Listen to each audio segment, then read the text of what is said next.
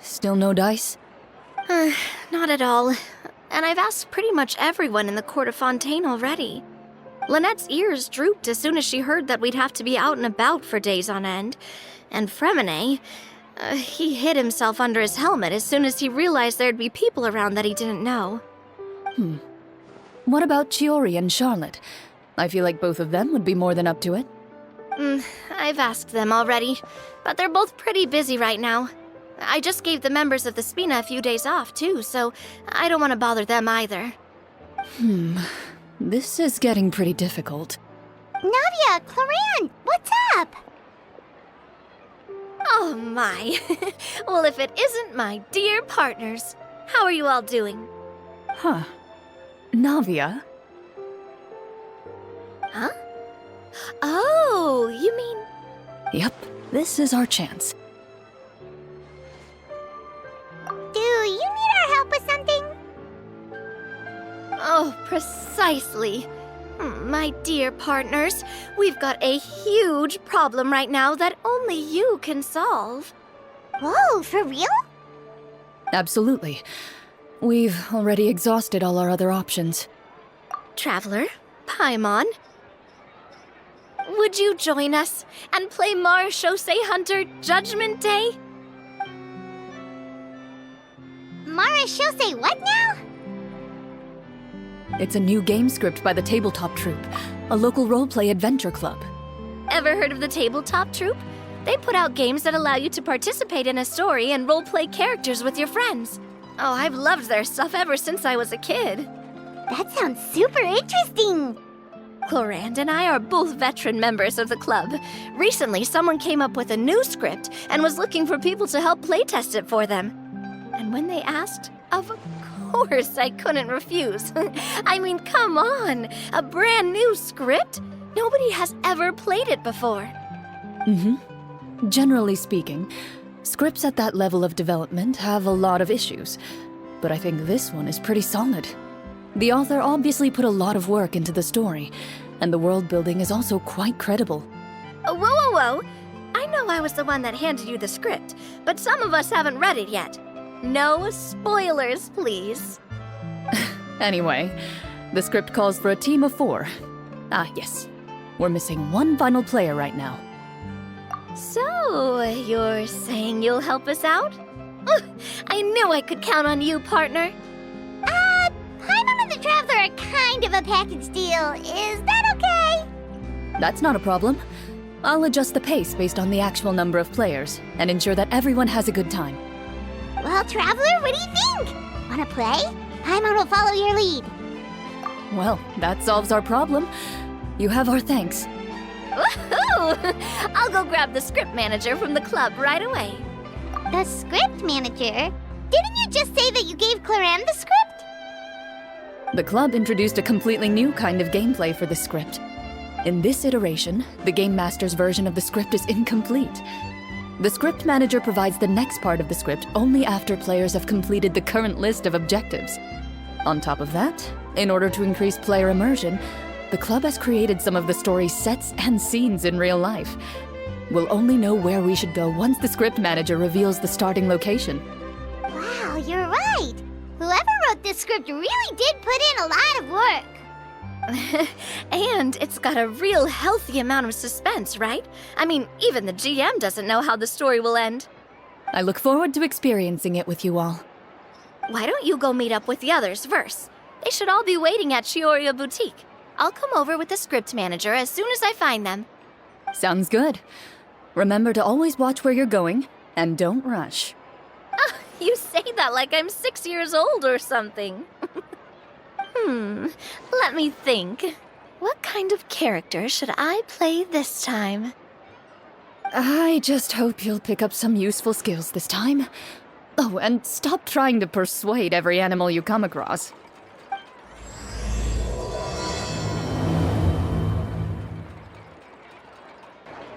Oh, sorry to keep you waiting. You're back! Huh? And you've got the Traveler and Paimon with you, too! What a pleasant surprise. I assume you'll be joining us for the game then? Linny, Farina! Paimon didn't know you were playing too. Are you also members of the tabletop troupe? I'm more of a casual member, if anything. I haven't taken part in many formal club activities. Lynette Fremine and I play something similar at the Hotel Bouffe Tété sometimes, but I'm usually the GM. Still, I'm sure it'll be fun being a player for the first time. I'm looking forward to it. Well, I'm not a member of the club at all. Clorinde simply woke me up first thing this morning, said there was a good script worth experiencing, and asked if I wanted in. If you're interested, I can give you a referral. That should give you a 40% discount on membership fees. I think I'll wait to see how this experience plays out first, especially when it comes to the quality of the script. If it's sufficiently fun, then I'll join. Do you participate in a lot of tabletop troupe activities, Clorinde? You could say that. She's actually one of the few senior game masters of the troupe. Right. I knew about that even when she was still my subordinate. It's nothing. Really, just a small hobby of mine. Wow. Hyman's so used to seeing you be all upstanding and intimidating as the champion duelist. It's kind of hard to imagine you role-playing with a bunch of friends. Surely you jest. I would never intentionally make things difficult for my players. I maintain a clear boundary between my professional and personal lives. The me you see at court represents the law and order of Fontaine. I put all personal feelings to the side and grant a fair duel to all who seek to defend their honor. But in my personal life, I'm just an ordinary person. Someone who feels anger and sadness, just like everyone else. Well, you say that, but for all the time I've known you, I don't think I've ever seen you cry.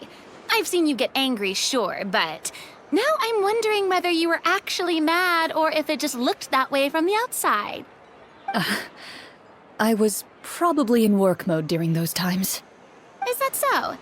Well, in any case, I just feel like even in your personal life, you don't get emotional very often. So you want to see me cry? That might be a little difficult.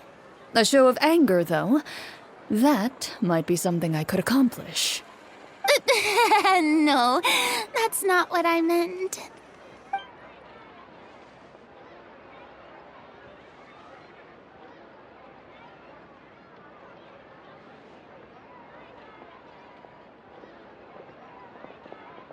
I'm back! Here, allow me to introduce you to the script manager, Mr. Florian. Pleasure to meet you all. Hello? Wait, are you a champion duelist too, Mr. Florian? Oh, no. This is just the costume provided by the club. I occasionally play a few of the roles in my scripts. That sounds like a lot of work. It's nothing. It's the least we can do to give the players a more immersive experience. Anyway, allow me to give you a brief introduction of the script. This script was adapted from the real history of the Marechaussee Hunters. You all will play the role of hunters from a bygone era and resolve a series of events unfolding in the capital. Paimon's not super familiar with the history of the Marechaussee Hunters. Is that a problem? Oh, no problem at all. I can give you a brief rundown. So, basically, Marechaussee Hunters were people who dedicated themselves to hunting monsters and protecting the city by using a special swordsmanship technique passed down over generations. Their story can be traced back to the ancient Remurian dynasty, as well as the first hunter, Cassiodor. But I'll leave the finer details for you to seek out and discover later. And I'll provide additional commentary as the story progresses. In that case, brave hunters, are you ready to set out on an unknown adventure? Whoa, just one sentence and it's like we're in the story already! Aha, I see many a determined gaze before me. Very well, head over to this location and begin your heroic journey. So, as we follow the story, it leads us to specific scenes? Ooh, sounds pretty innovative. What does the message in the envelope say? It's the exact location of the scene, as well as the formal permission to use the venue. Seems like they have everything prepared. Please check all your belongings, everyone, and make sure you haven't forgotten anything. Once you're ready, please follow me to the designated location. Sounds good! Good! Hunter Squad, move out!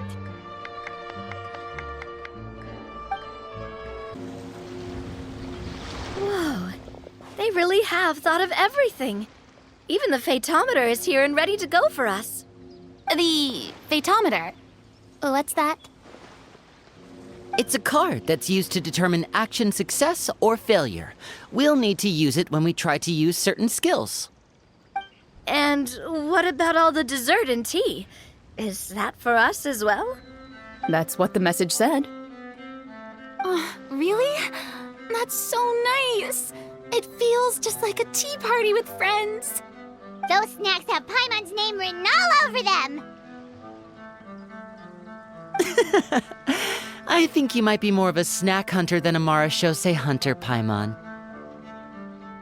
Snack Hunter Paimon reported for duty! If there are delicious snacks to be found, Paimon will track down every last one! The desserts are great. But I'm still looking forward to the story more than anything. Very fair. Then, let us begin.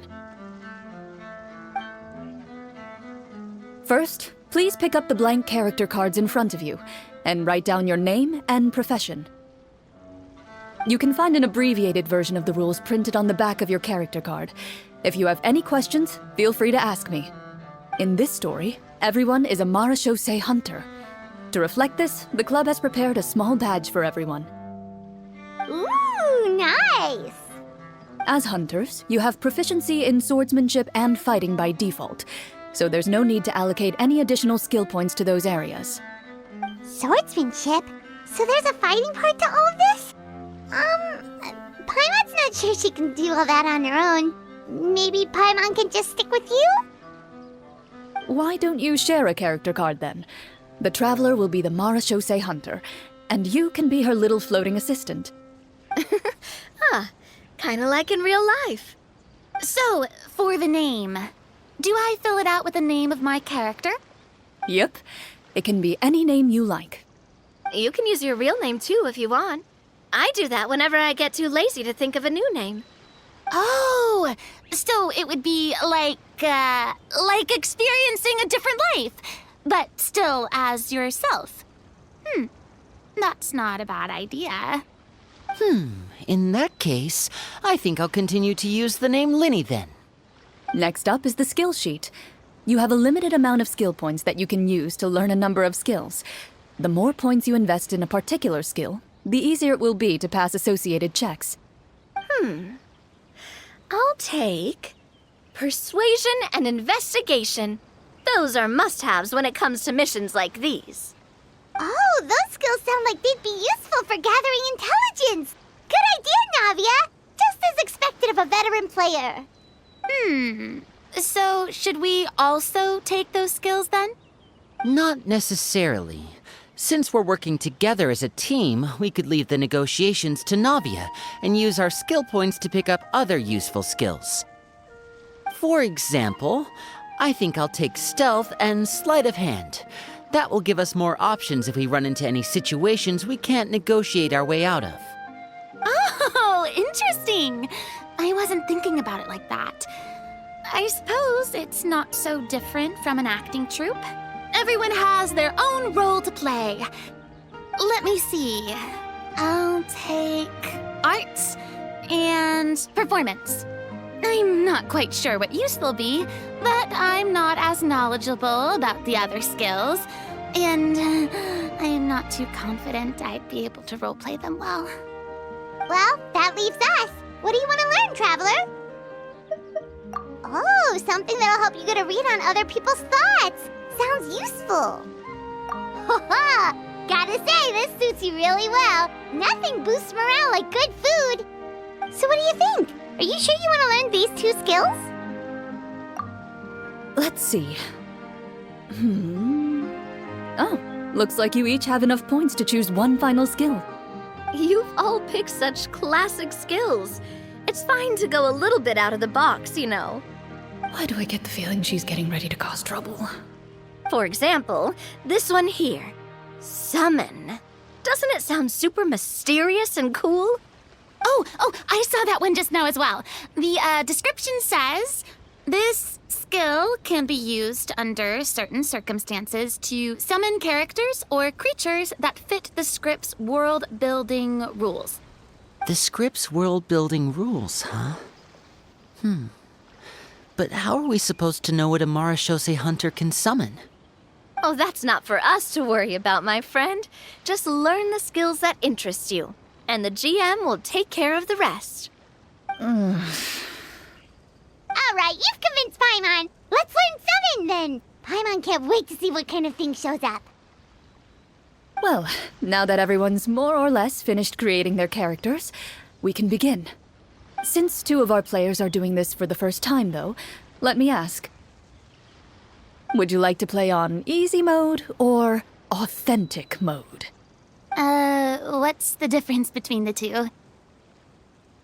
Well, in role-playing games, the story sometimes changes based on the decisions of the players and the results of the Fatometer. For example, if you fail a check, that means you cannot use the target skill in that scenario. A critical failure may even result in further negative consequences. If you choose to play in authentic mode, every time you elect to use a skill, you'll need to use the Fatometer to see whether you succeed or fail, and face any consequences that may follow. If you choose easy mode instead, every check will be successful by default, and you won't have to worry about luck playing a factor.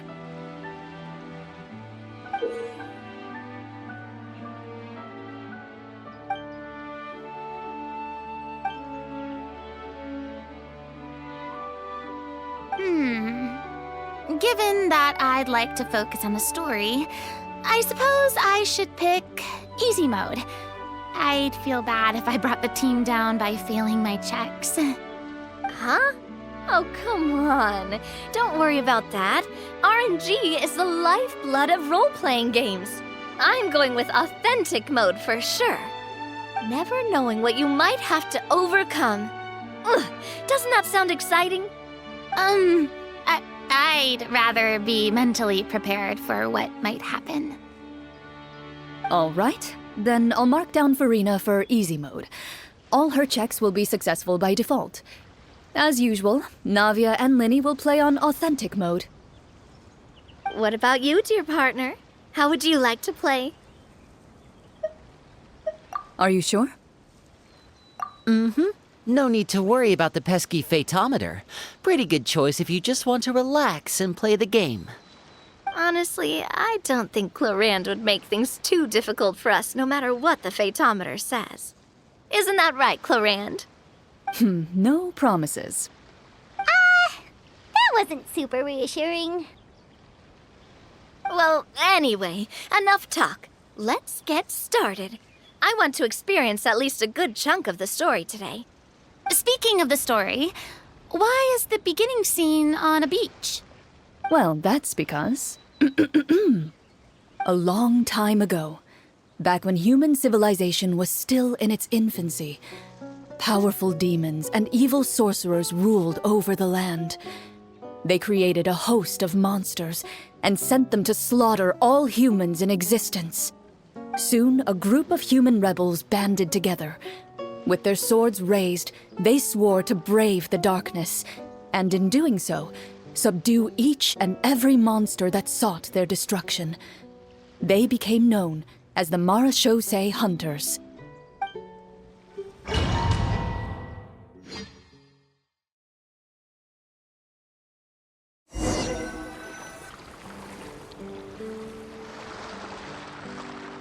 Sometime later, as a member of the Marashose Hunters, you receive a commission. Following the address provided on the message, you take a boat and arrive at this strange city.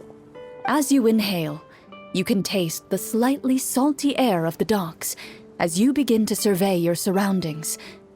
There aren't many people in the vicinity, but you do take note of a few others who, like you, seem to be sizing up this place. Your eyes meet, and you realize these people are fellow Marashose hunters, likely led to this location after receiving the same commission as you. You're all Marashose hunters too, right? Allow me to introduce myself. The name's Navia.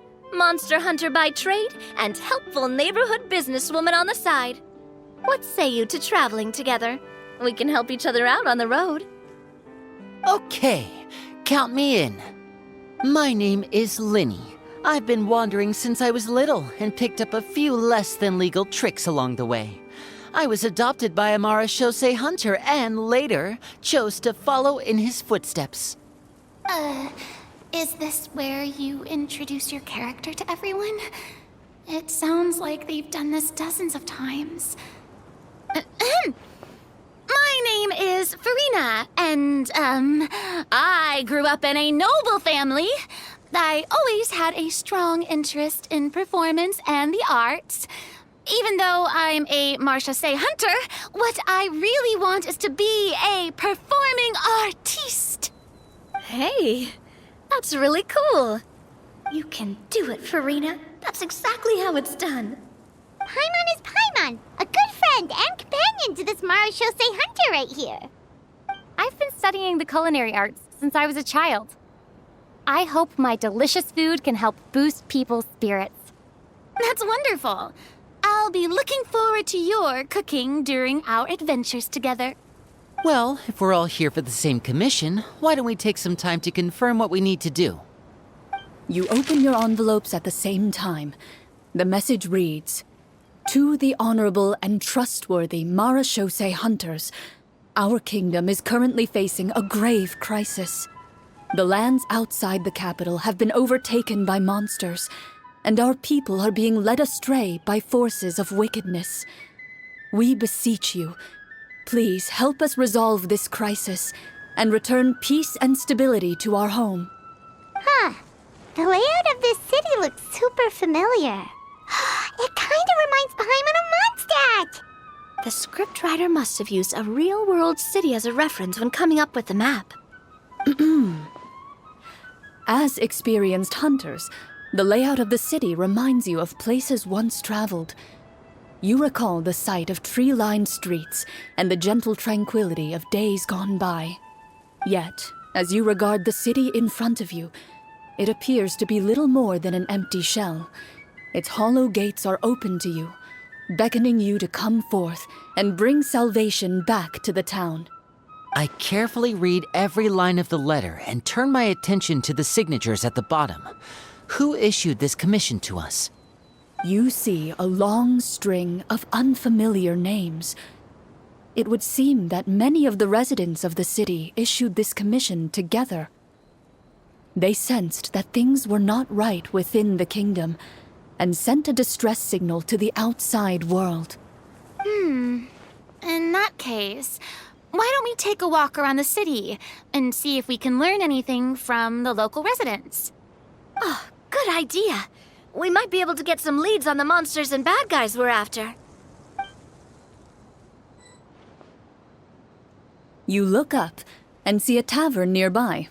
It appears to be open for the day. Why don't we go check out that tavern? If the novels I've read are anything to go by, taverns are usually full of information. As you approach the tavern, you find a plainly dressed woman standing nearby. She appears to be rather troubled about something.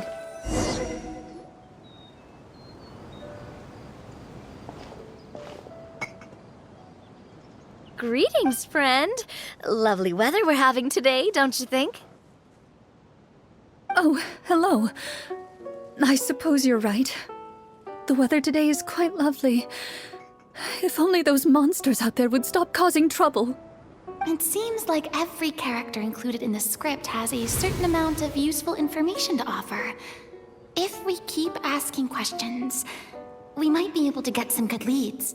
Oh, come now, don't be sad. Life is all about optimism. Oh, that reminds me. What did you have for breakfast this morning? Huh? I don't think that's the kind of question we're supposed to ask. Nothing turns a frown upside down like good food. How about some macarons? I could make you some. You didn't even take cooking as one of your skill proficiencies. That's not necessary, miss. Excuse me for saying this, but you don't really look like a chef. Besides, I'm not really a fan of sweets. So you're someone who barely smiles and doesn't like sweets. You're really starting to remind me of this one friend of mine.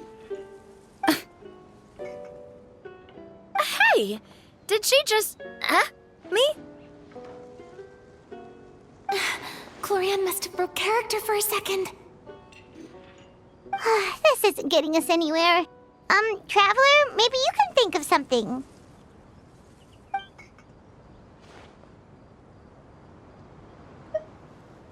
The results of insight checks aren't disclosed to the players, so I'll be the one consulting the fatometer.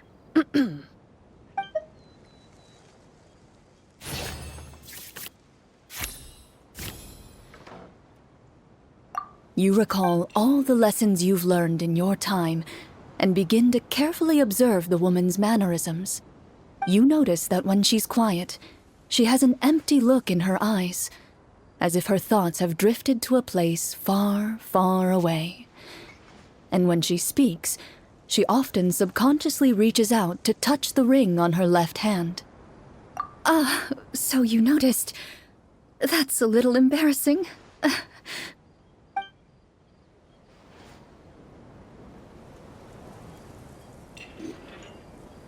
A horde of monsters suddenly appeared near the capital recently, so all the guards were dispatched to fight them.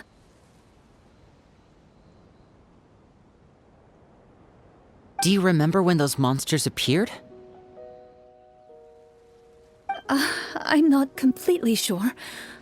All I know is that my husband was dispatched to fight them 3 days ago. Do you know where he was sent? It all happened so fast. When we said our goodbyes, he couldn't even tell me where they were sending him. You have our thanks, friend. We'll find and defeat those monsters as soon as possible. We sincerely hope your husband will be able to return to your side soon. Oh, thank you. Don't worry. We'll find him. Just try to remain optimistic and wait for good news. We don't always get to choose what happens to us.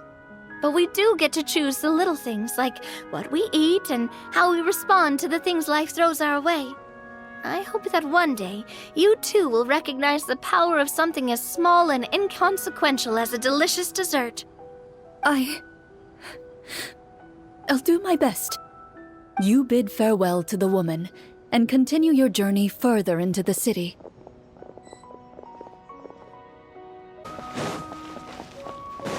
As you venture further into the city, the streets appear largely empty. An elderly woman walks past. You see her shake her head as she puts away her wrinkled wallet.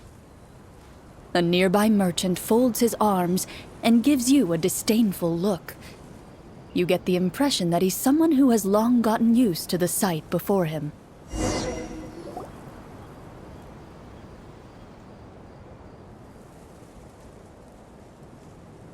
Although he doesn't seem very friendly, merchants are usually a good source of information, right? Pardon me, sir. I'd like to ask a question if I may. That depends. How much are you willing to pay? How about this much? What do you take me for? Some lowly beggar? You can't even buy half an onion with that amount. Surely an onion can't be that expensive, right?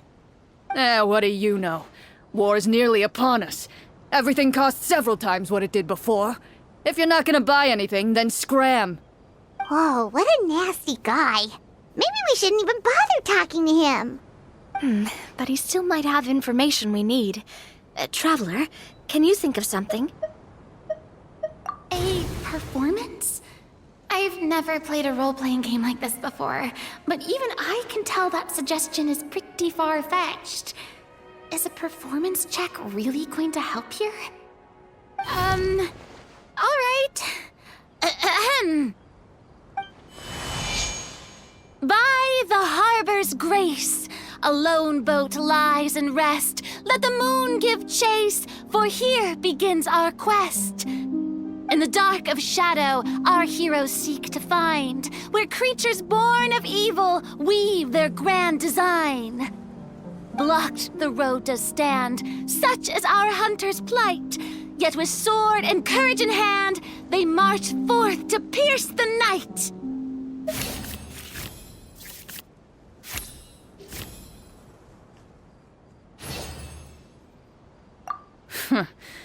I don't recall asking for a bardic song.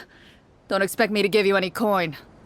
But if you meant what you sang, and you are indeed some kind of hunter, then by all means, please, go out and kill those monsters for us.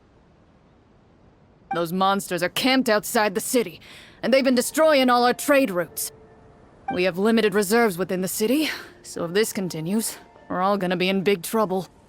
Wait, you're saying no one has put a plan in place to distribute supplies or maintain order?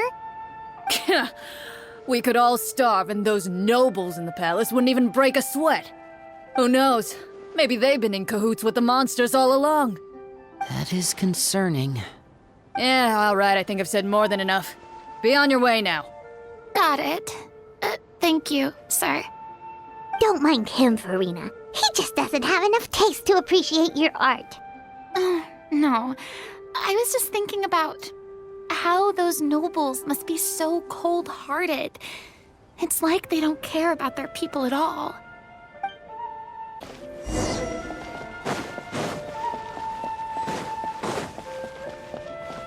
Before you lies the city's central square. You see a man with a slightly anxious look on his face, pacing back and forth, his head hanging low. He doesn't seem to notice your approach. Still immersed in his own thoughts, he shakes his head and lets out a long sigh.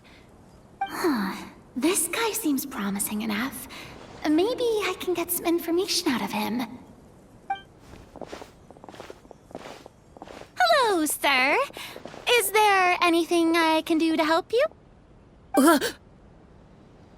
Wait, you're... I'm... Oh, dear goodness! You're a Marashose hunter! You recognize us? Ah, are you one of the people who wrote the commission letter? Yes! Oh, I didn't expect you to actually come. Oh, what great news! The city is saved! What happened here? Alas, we once lived comfortable, carefree lives.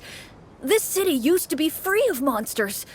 The first Marashose hunter, Casiodor, the Golden Hunter, he was the one who drove them back. However, monsters have once again surrounded the city. Perhaps the seal that kept them at bay has lost its power. Or perhaps an evil sorcerer has been meddling in our affairs. All I know for sure is that their return has stripped the city of any chance at peace. Are there not enough soldiers to drive them out? It's not a question of numbers. The guards simply have no idea how to deal with them. Most people my age have never even seen one of the monsters, much less been trained to fight against them. What's worse, many of us don't even know the history of the Marashose hunters anymore. When I was a child, though, my grandfather would tell me stories about how the Marashose hunters drove back the monsters. So, on the off chance that something might come of it, I decided to reach out to you. To be perfectly honest, I was starting to think all those stories were just tall tales. But now that I've seen you in person, I finally know that it was true! Well, you can rest easy, friend. The righteous and formidable Marashose hunters are on the case. The man is touched by your determination and resolve. His eyes begin to well with tears of relief. Still, if we are going to hunt the monsters, we need to know where to find them. Can you give us any leads? All I know is that the area outside the city is dangerous. I'm afraid I can't point you toward a specific location. Oh, although, if you leave the capital through the main gate and follow the road, you should run into a group of guards. They might know more about where to find the monsters. I see. We'll go look for them then. All right, be careful. Oh, and one last thing. the monsters outside the city are just part of the problem. There are evil sorcerers inside the city as well, so be on your guard. They're actively working with the monsters, and have corrupted the court ministers with malicious magic. They're the reason why, even inside the city, everything has been a giant mess.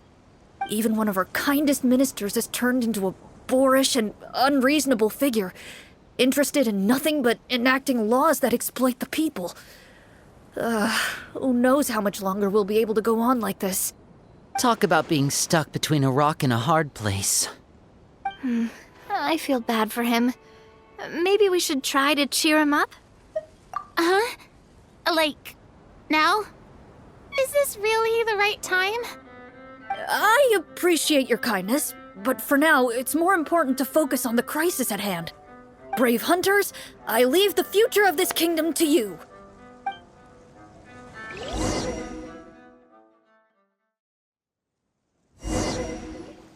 If I understood correctly, there are currently 2 problems in the kingdom that need solving, right? Exactly. We need to defeat the monsters outside the city and take down the evil sorcerer stirring up trouble from within. But which problem should we tackle first? Well, this seems like a good moment for a break. Take some time and discuss what you want to do. Let me know when you've made your decision. I really didn't expect the people in the city to keep us at arm's length like that. I totally thought the hunters would be treated like heroes. Well, Clorinde said the script took cues from the real history of Fontaine, right? Maybe the real-life Marachose hunters were also treated like that. I wouldn't say it's a perfect representation of history, but there are definitely some similarities. Would you like to hear more about it? Sure. As long as it doesn't spoil anything in the script. You've brought up bits and pieces of the hunter's history before, but it was all in passing. Paimon wants to know too! The hunters were super powerful, right? Were they all from a special line of supernatural beings or something? Kind of like the yokai in Inazuma? No. All Marachose hunters were ordinary mortal fighters. The only thing that set them apart were the special sword techniques passed down over the centuries. Huh? So you mean anyone could become a Marachose hunter? In theory, yes. All you would need to do is survive the rigorous training and master the swordsmanship techniques required to fight the monsters. Still, most people dropped out at the early stages, and others called it quits the minute they saw a monster in person. To become a hunter, you must be strong in both body and mind. What kind of monsters did the hunters fight exactly? Oh, and the evil sorcerer the script mentions. Did they exist in real life too? The land of Fontaine once played host to an ancient dynasty known as Remuria.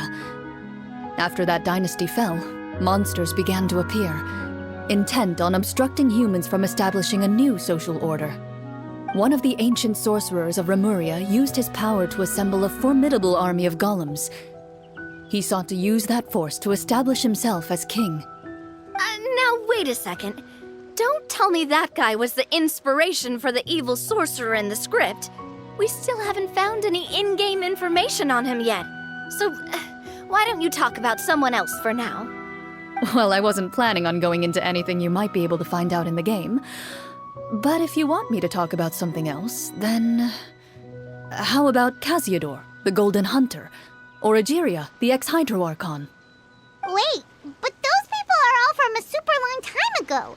Where did you learn all this, Clorinde? From my master. By master, you mean Miss Petronia? Is someone you know? Absolutely. Miss Petronia and my father were good friends. Back in the day, she would often bring Clorinde over to play, but then... Let's not get off topic. Anyway, back to what I was saying. Responding to Egeria's call, a number of warriors followed Casiodor into battle against the monsters. This group of warriors, under Casiodor's leadership, became known as the Marachose Hunters. Yet, as Fontaine entered an era of peace, their work gradually became obsolete. The Marachose Phantom, originally an association made up of hunters, eventually came to be predominantly comprised of Melusines. Ah, I see. That explains why most of the people in the script have forgotten the hunters or think of them as nothing more than a legend. Is that really a bad thing, though? It can get tough always being the one shouldering everyone's expectations. Depends on who you ask, I suppose. If the name of the organization no longer commands respect, investigative work is bound to suffer. Speaking of investigations, which problem should we tackle first? Monsters or evil sorcerer? I vote monsters. That's the main duty of the hunters, right? We can come back to the sorcerer later. Well said, Miss Farina. Plus, if the sorcerers really are the masterminds behind this whole thing, defeating the monsters could give us some clues on their intentions as well. What about you, partner? What do you think? It's decided then. All right. After some discussion, you decide to turn around and head out of the city.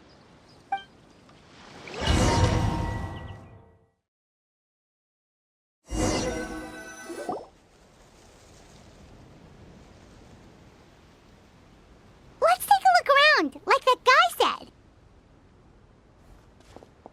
You there! Outsiders, halt! Who's there? An armored man approaches you. He has a tall, muscular build and a determined expression in his eyes. Just one look, and you can tell he's fought in his fair share of battles. Although he's trying his best to conceal his current state, his uneven gait and the sweat dripping down his forehead make it obvious that he's been wounded and is in serious pain. I'm the captain of the guard. I saw you sneaking around the city earlier, so I'll only ask this once. State your purpose, or it's off to the dungeons for the lot of you. Wow, it's been a while since someone's been this suspicious of us. I said talk, not whisper between yourselves. Have you ever heard of the Marchese Hunters? Marachose hunters? Ha! That fairy tale, you mean? What, you expect me to believe you're one of them?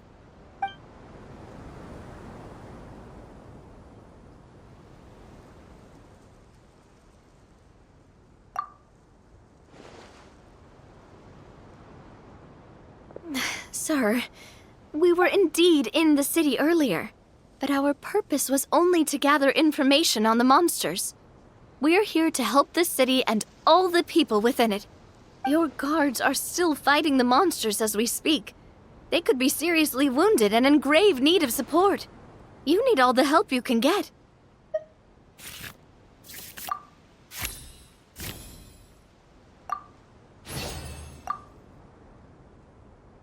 The man regards you with doubt and concern. After a period of inner struggle, he lets out a long sigh and informs you of the locations where the monsters have appeared. Those monsters aren't easy to deal with, but if you insist on going, I won't stop you either. I just hope all the guards will be able to come back to their families alive. I wish you the best of luck.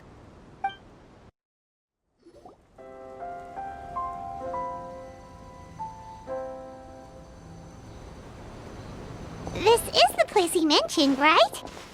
You see broken iron swords scattered all around you, and downed trees riddled with terrifying claw marks. All the signs point to one thing. A truly devastating battle just took place here. Be on your guard, everyone. The monsters might still be around. Before you can finish your sentence, you hear rustling sounds from the surrounding bushes. The monsters have emerged. They close in on you without fear. You get the impression that, in their bloodthirsty eyes, you're just another meal for them to devour.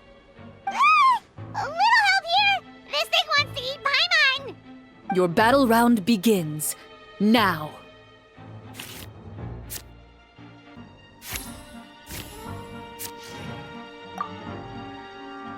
The monsters let out a terrifying roar of anger and resentment before dissipating into thin air.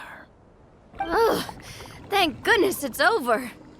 We're lucky the Marachose Hunter class came with all those preset skill points. Otherwise, we would have been in some real trouble. I never knew the Fatometer even determines the amount of damage you inflict.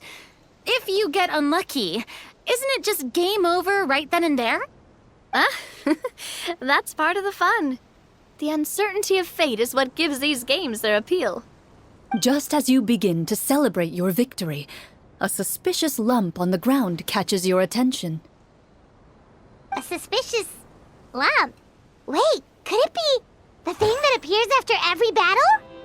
I walk up to it, crouch down, and begin to carefully examine it. I've still got my right glove on, so it should be fine for me to touch it, right? As you investigate the mound, you discover that the exposed portion appears to be made of wood.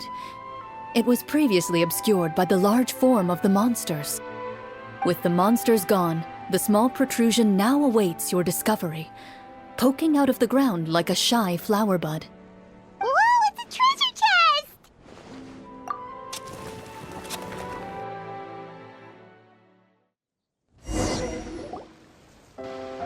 With everyone's help, you successfully excavate the wooden chest from the ground. Even without opening it, you can tell from the mora and jewels scattered around the chest that it must contain quite the fortune. Makes sense. We worked hard for this. Let's open it. We can share what's inside. I can understand your excitement, Paimon, but think about it. Doesn't it seem like there are people out there who need this treasure more than us? Yeah.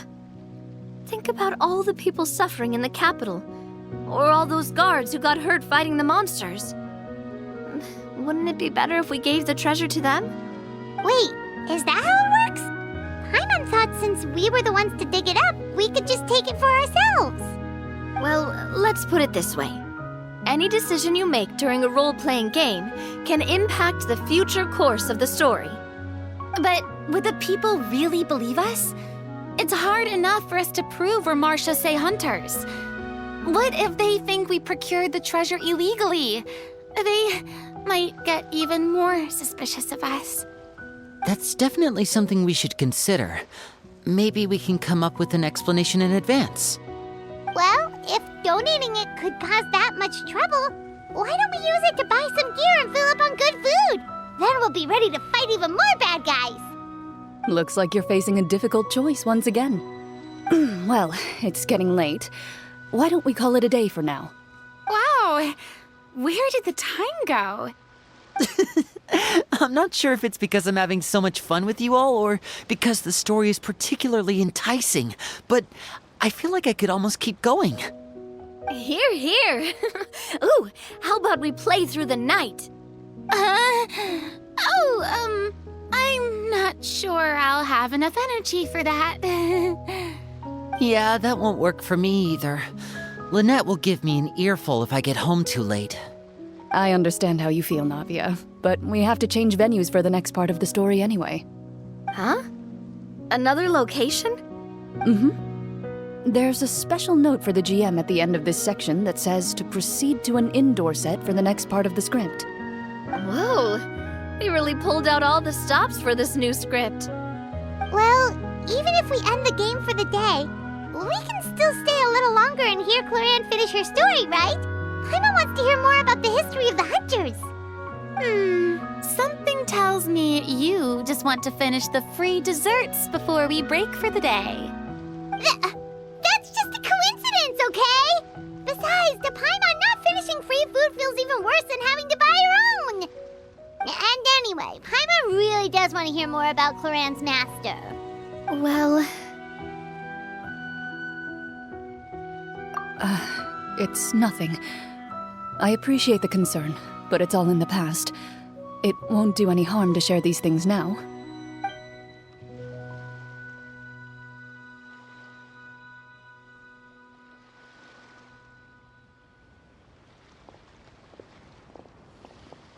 My earliest memories are of living with Master.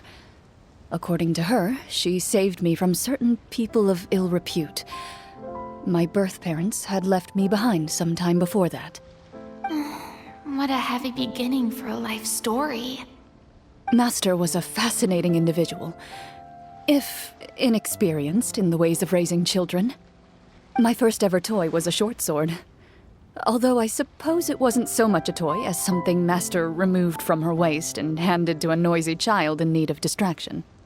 Oh, wait, so she handed an actual sword to a child? Isn't that dangerous? Did you hurt yourself? Of course I did. I cut my palm and bled quite a lot. But Master was not concerned.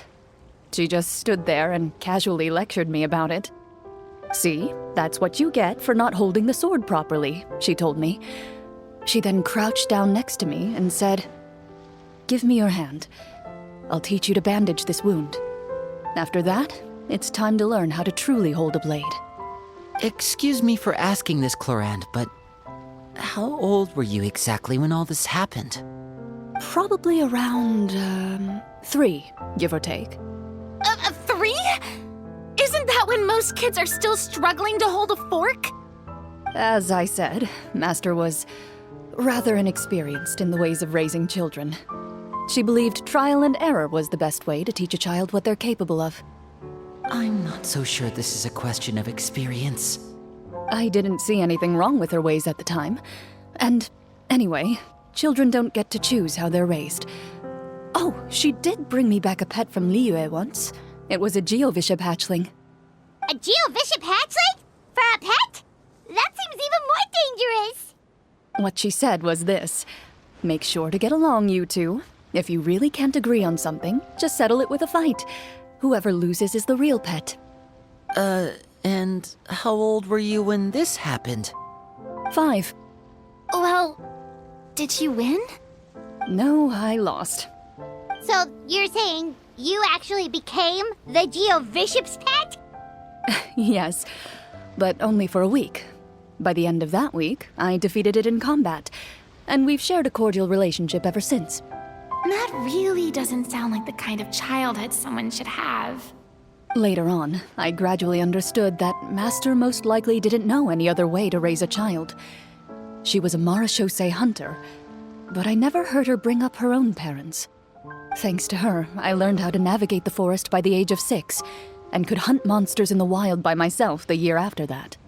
Even though the training she subjected me to was strict, she always made sure to take me traveling when she had the time. We met many of her friends during those days. That was also how I met Mr. Callis and his family.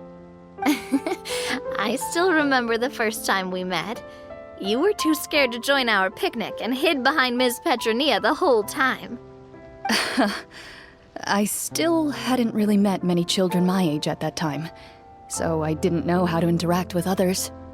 After that, though, you started coming over a lot.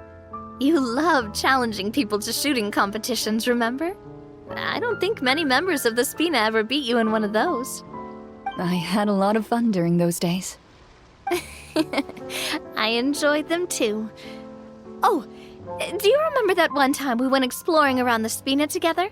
We overheard Papa call your master Fontaine's Protector of Justice. We tried to pretend like we never heard anything, but you nearly let it slip that one time.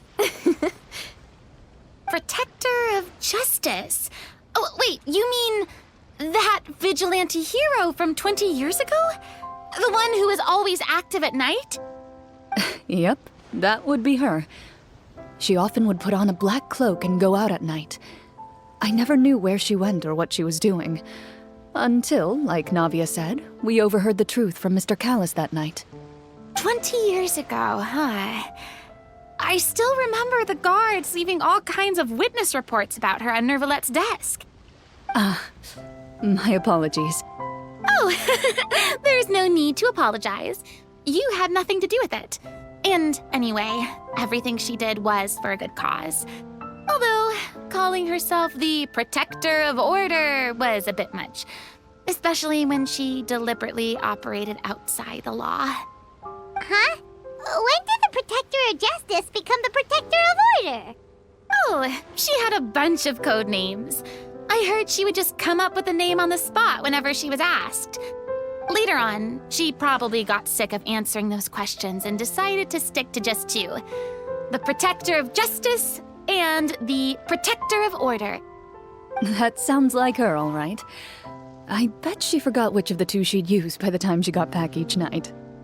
Well, she certainly sounds like a fascinating individual.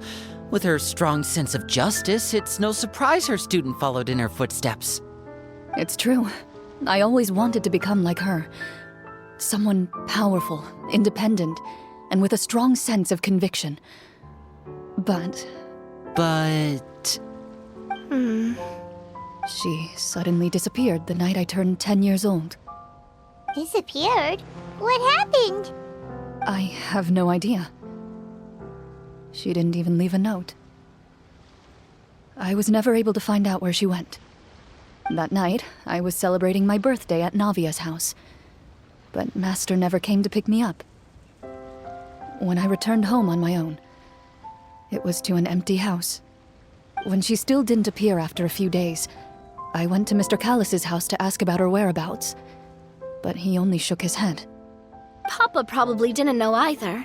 I know he sent a few people to investigate the matter in secret, but they never found any credible leads. Don't worry, I understand.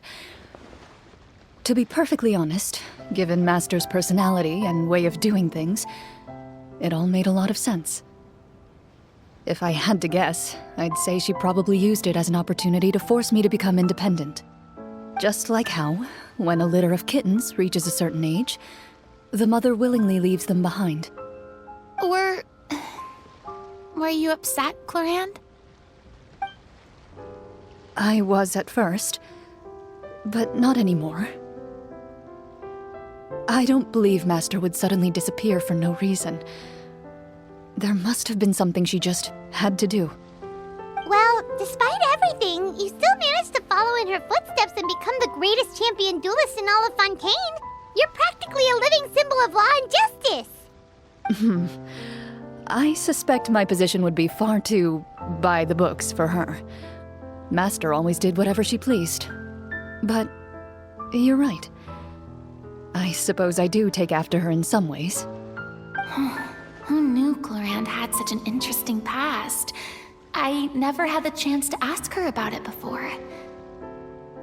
And I wonder, if Clorinde's master were the champion duelist back then, would that duel against Mr. Callis have gone differently? Oh no. Judging by the atmosphere, Clorinde and Navia are probably thinking something similar.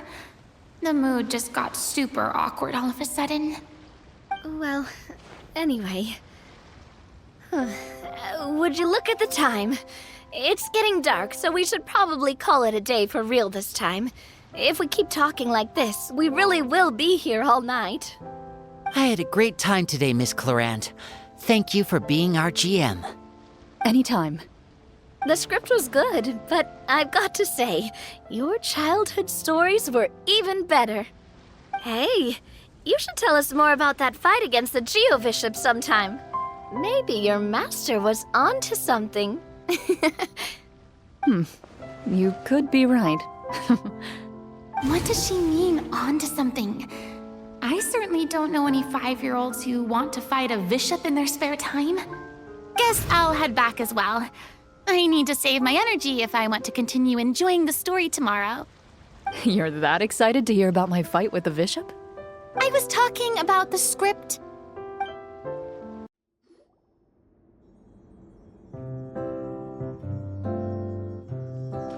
Looks like everyone's here. Now, before we begin, why don't we finish where we left off yesterday? There was an important decision to be made, yes? I'll pour everyone a cup of tea. Is that really the most important part, though, Clorinde? Paimon's more concerned about our current surroundings. Heavy walls, cold railings, dim lights. This is obviously supposed to be a prison. I admire the work put into the set. Still, it's obvious the scriptwriter has never paid a visit to the fortress of Meripede. So this set is going to be a part of the script? Unfortunately, that is something I can neither confirm nor deny. Anyone think Clorinde's smile is starting to look kinda scary? Well, whatever happens, we'll just have to push on. But first, we should really figure out what to do with this treasure. If we're worried about arousing suspicion because of our identity, why don't we give ourselves a different name, just like Clorinde's master did? Yeah, it might be better to keep a low profile. As long as we're helping people, it doesn't matter who we are or what we're called. Staring at me won't get you anywhere. Or did you want some more tea? Oh, Paimon's good. Thanks. Why aren't you saying anything, Navia? Wait, what's that next to you? Oh, this is the short sword Clorinde mentioned last night. I found it. Huh. I'm surprised you managed to track it down after all this time. Well, I made sure to take good care of it, considering the circumstances in which you gave it to me. Of course I had to keep it safe. Anyway, where were we? Oh, right. I was just thinking about all the potential ways for us to break out of prison. We could dig a tunnel, or try to bribe the guards. Wait, we haven't been thrown into prison yet, have we? Well, it's only a matter of time. It pays to be prepared. Just like how you should always have an umbrella on hand, even when it's sunny. All right, Paimon's made up her mind. Let's just give the treasure away. Paimon may have wanted to keep it, but if it's going to land us in prison somehow, Paimon will be too upset to enjoy her snacks. So, you reached an agreement? All right then, we can continue with the story. Oh, and we'll collect all the scattered pieces of treasure on the ground as well. All right. You collect the treasure and make your way back to the capital with your bag of loot in hand.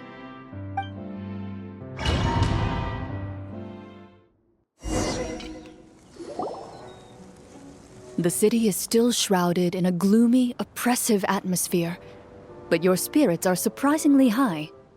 In places where sunlight struggles to reach, you generously share your wealth with the children, the elderly, and the poor in urgent need of help. Thank you, kind soul. The elderly woman's look of gratitude follows you as you walk away, her eyes never leaving your back until you move entirely out of sight. However, there's still quite a bit of Mora remaining. It appears you haven't made much progress. She's probably trying to tell us to speed this up. We need to hurry up so we can address the sorcerer problem. Should we go find that man again at the square?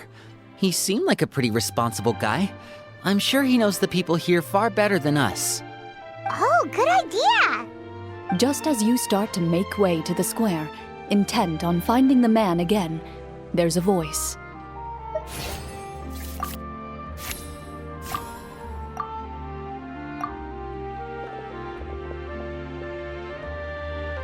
Please wait, distinguished guests. Several strange guards suddenly call out to you. They run forward to meet you and proceed to politely pay their respects. Greetings, gentlemen. Are we being invited for afternoon tea? Surely you jest, my lady. That would not be our place. It is His Excellency the King who requests to meet with you. Please come with us.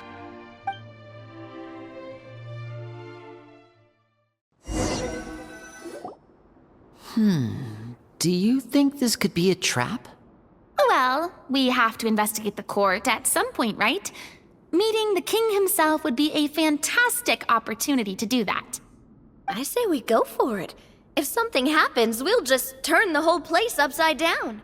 That sounds a little intense. After a quick discussion, you nod to the guards and agree to follow.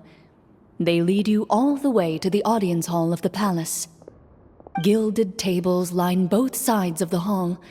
The space itself is adorned with all manner of expensive antiques, glass shelves, and silver candlesticks. The items appear quite ordinary in size and dimension, yet their presence somehow makes the emptiness of the hall feel even more surreal and ominous. Wow, it's so luxurious! The elderly king, clad in a magnificent robe, sits upon the deep crimson throne before you. He wears above his head a majestic crown, with a gemstone the size of a bird's egg set right at the very front. As you observe it, you see a complex pattern of light reflect off its surface. They're here, Your Majesty. A man dressed in dark clothes, likely a minister, shields his mouth with his hands and bends down to whisper a few words to the king. After a moment, He lowers his hands and stands back up. His gaze shifts to fixate on your group, but he does not move from his place at the king's side. The king does not appear entirely aware of his surroundings. The man by his side, though. We should keep a close eye on him. The king remains still and says nothing. The minister is the one who speaks. Esteemed guests, allow me to thank you for coming to our faraway kingdom. Unfortunately, His Majesty the King finds himself quite exhausted from work. So please allow me, his Prime Minister, to welcome you in his stead. I've heard tell that your group, the Marechaussee Hunters, used your exceptional ability with the sword to repel the monsters near the capital. Such a great deed deserves to be rewarded. However, seeing that I was not fortunate enough to observe such a feat with my own eyes, you'll forgive me for seeking to verify the truth by speaking to you myself. Well, we've got nothing to hide. You brought us here to talk, right? So we'll just explain what happened.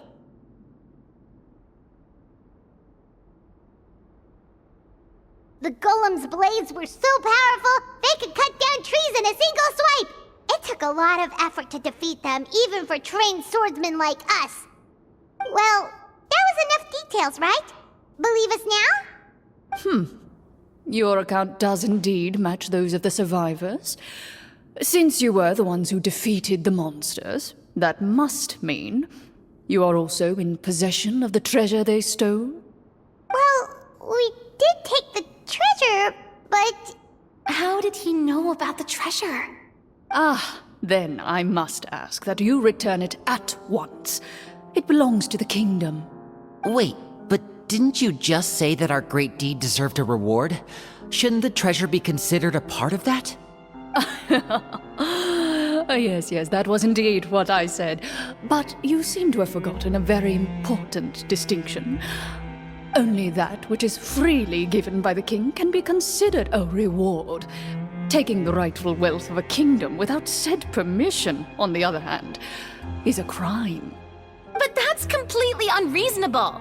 Yeah, that makes no sense! If it weren't for us, the treasure would still be buried underground somewhere! Maybe so, yet the fact remains. You tried to dispose of the treasure without reporting it to the court and without receiving permission, yes? What, no answer? Surely you're not insinuating that you, a group of legendary Marechaussee hunters, sought to take the treasure for yourselves?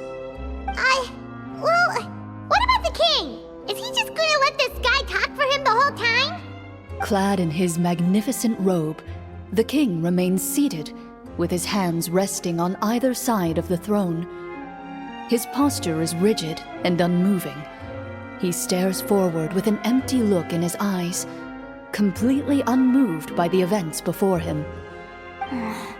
From the look of things, could the Prime Minister be the evil sorcerer? Or could both the King and the Prime Minister have fallen under the evil sorcerer's control? I would like to observe the number of guards stationed in the hall. The guards in the palace appear fully armed, their expressions solemn. Sensing the tense atmosphere in the room, they stand at the ready, each with a hand placed upon the hilt of their sword, as if prepared to draw their weapons and surround you at a moment's notice. Well, there goes my plan to turn the whole place upside down, I guess. It appears we've been visited by nothing more than a group of ill-intentioned imposters. What a pity. Guards, take them away and throw them in the dungeons. Before I decide your fate, however, I must first determine whether you have any accomplices outside the court. Can't we try to slip away? Or maybe start some kind of riot? But if we try to fight the guards right now... Don't worry. At least we figured out who's behind all this. Let's just play it by ear. If you're scared, Paimon, just hold my hand. Aw, thanks, you guys.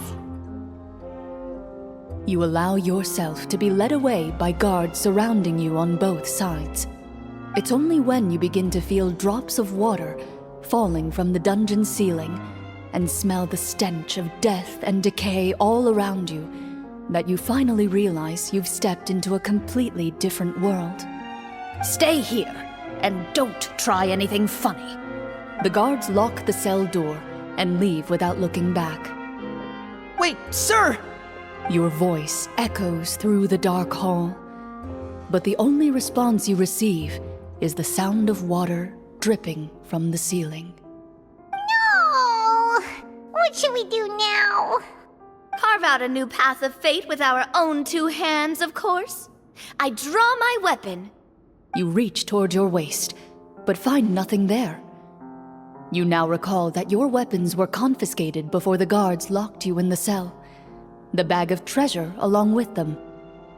What about that knife I hid in my boot? When did you hide it in there?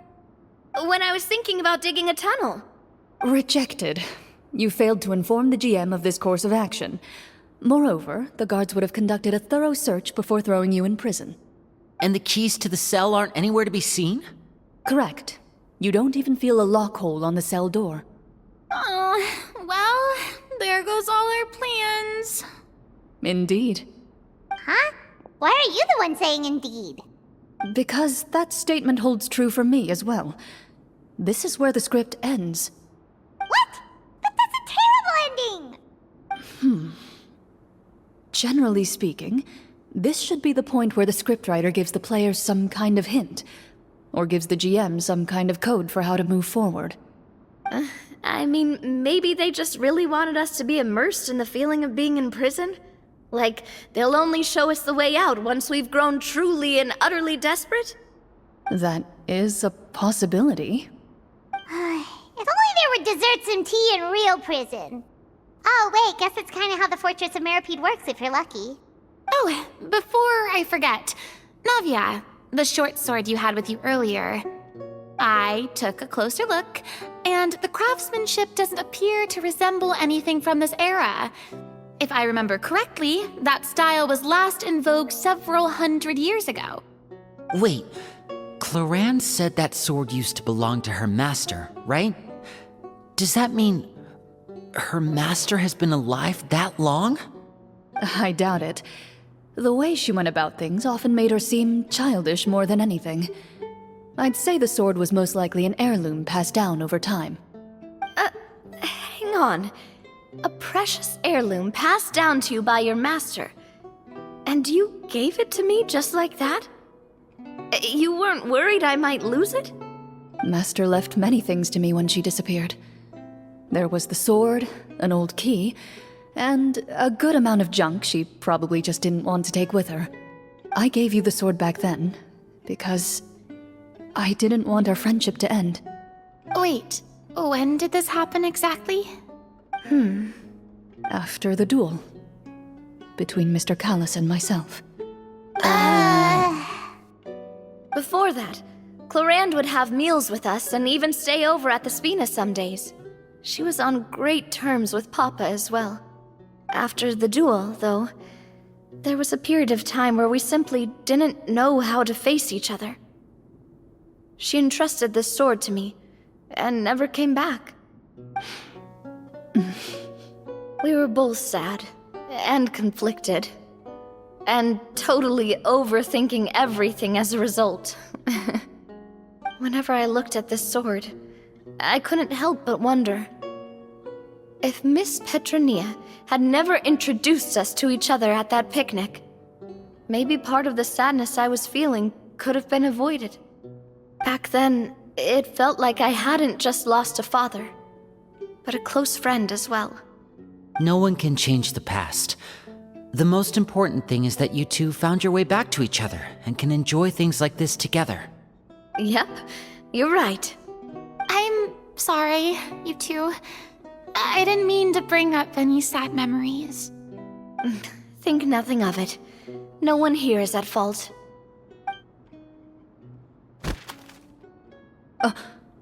Huh?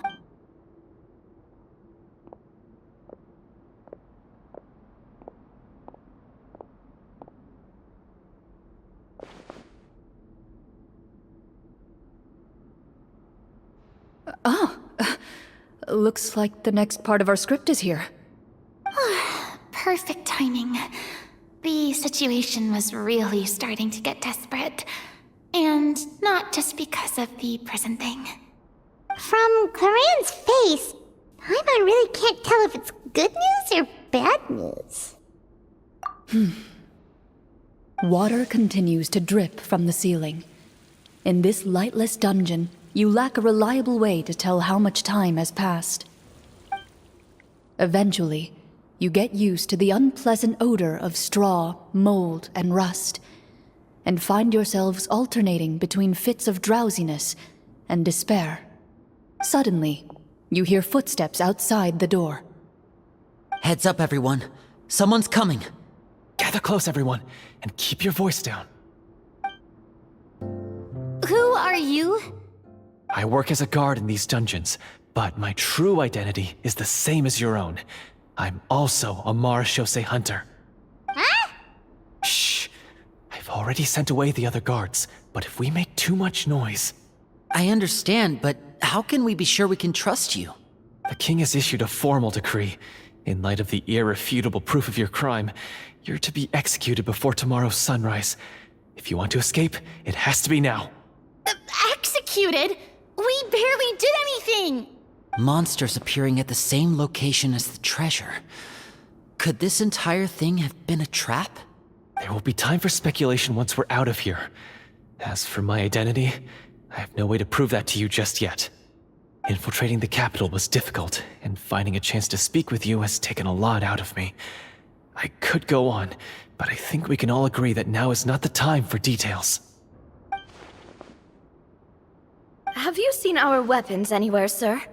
Don't worry, I brought them with me. They're just behind the door. Still, these weapons alone won't be enough to defeat the true enemy behind the scenes. His faction is too powerful. The guards are all under his control, and he's even stationed a number of golems in various rooms throughout the palace. To defeat him, you must find a secret vault. It is said that within that vault, the Marachose hunters of the past left behind a treasure with the power to defeat the sorcerer. You're not coming with us? No, I'll remain in the dungeons to deal with the guards. I'll try my best to distract them so they don't go after you. As long as my identity is not revealed, I'll be able to aid you when the final battle comes. In that case, please stay safe. Thank you for your concern. I will do my utmost. As for the location of the vault, here, this map should lead you there.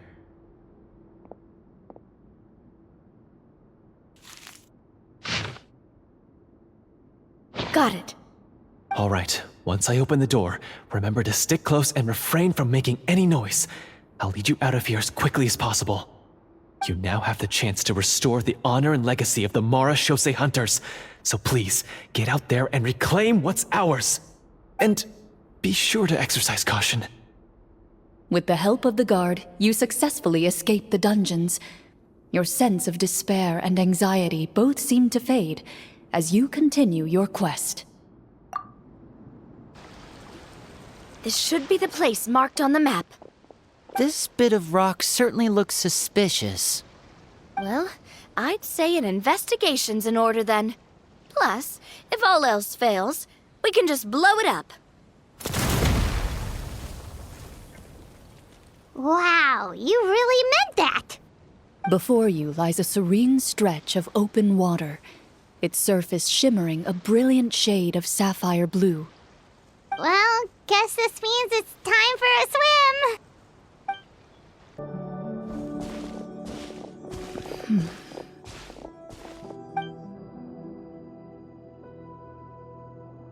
What's the matter? It's nothing.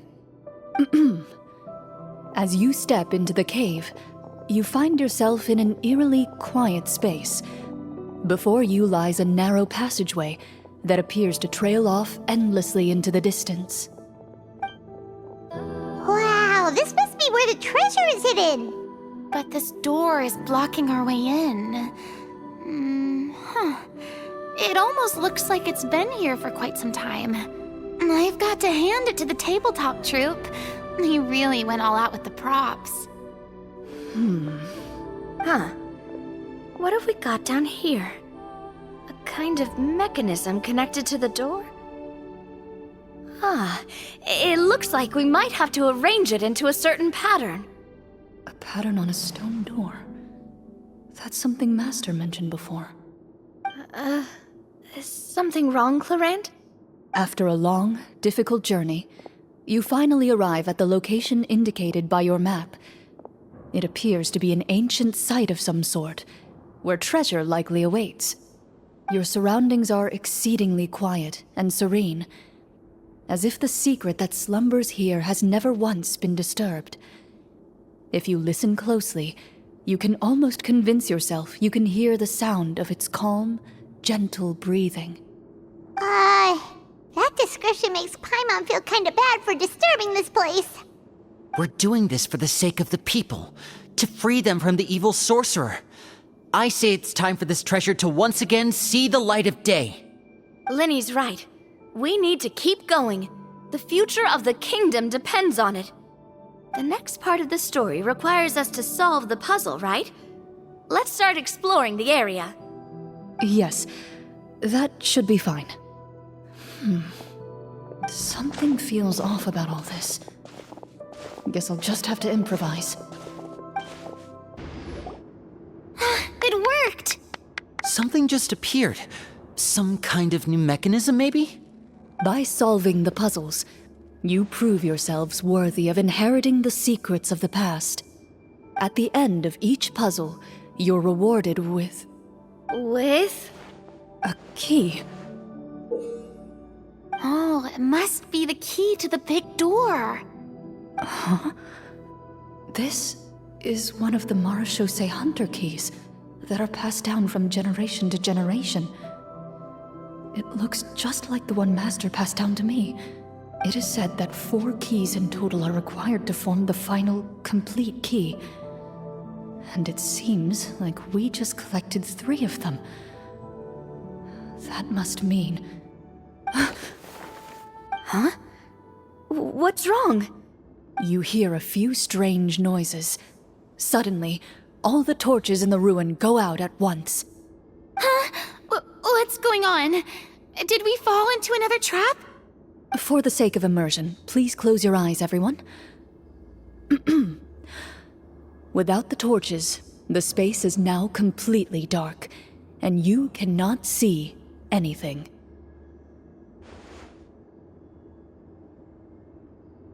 But Paimon can still see a little bit over here. Oh, right, sorry. Suddenly, you hear the sound of footsteps pierce through the darkness. There's someone else here? Oh, this is so unsettling. I can't see anything. I've been discovered then. Wait, that voice, it's... You recognize the voice as belonging to the guard who led you to this place. It appears he now covets the treasure for himself and has come to stake his claim. Oh, so this is just part of the script. Then I can probably relax. Well, if we can't see anything, that means we can't fight to the fullest of our abilities. Should we retreat for now? Judging by the way he's holding his sword, he must be a real Marechaussee Hunter. But this isn't part of the script. Retreat? That's not the hunter way. If it's dark for us, then it's dark for him. We choose to fight. Your choice is noted. Please keep your eyes closed until I tell you the torches have been relit. This battle will be in the dark. You got it. Well then, let us begin. Is it over? Can we open our eyes now? The enemy is strong and relentless, but the battle is nearing its end. The torches have not been relit. What about now? Final strike! Ha!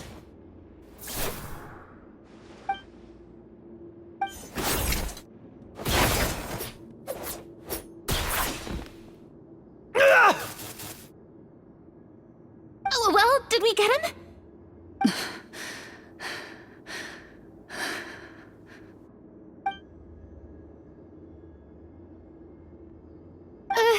Clorinde?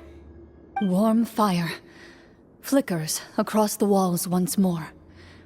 Your vision is now clear.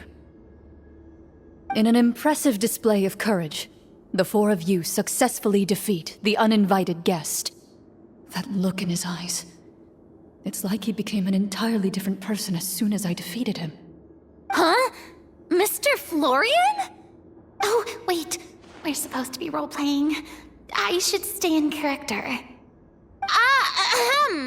Speak your name, guard. Why did you lead us here just to betray us? Is this treasure really more important to you than bringing peace to the kingdom? What kingdom? What peace? Those were nothing but lies! I, Florian, am a true Marechaussee hunter, descended from hunters of ages past. So he's also using his real name. Or, wait, was that the name of his character from the very beginning? Then I'm even more confused.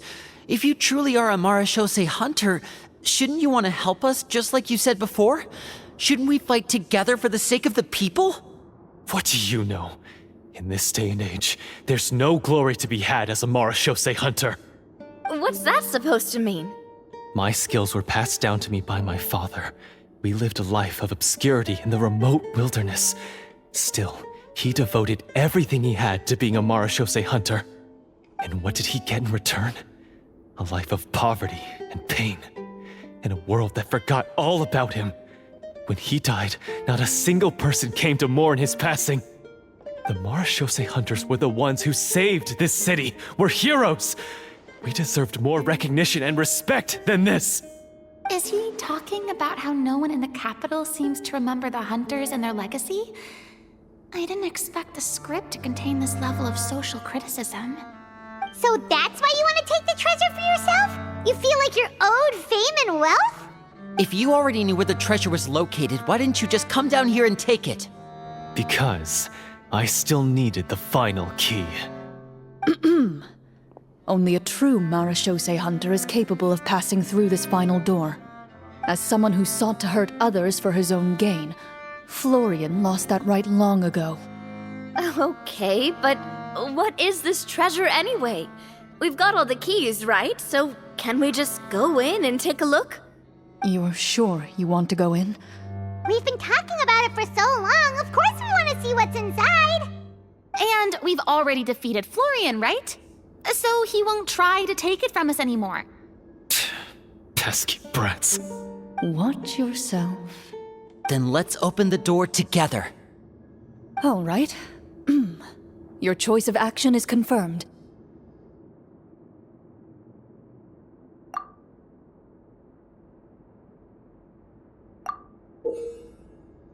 Before you, the door to the treasure, sealed and undisturbed for more than 100 years, finally swings open. You hear the shrill wail of the door hinge as it rotates for the first time after years of disuse, almost like a sleeping giant letting out an extended yawn. You get the impression that the secrets buried behind this door might be just as heavy as the sound you just heard. It's open! Come on, let's go in! Paimon wants to see what's inside! Ooh, me too!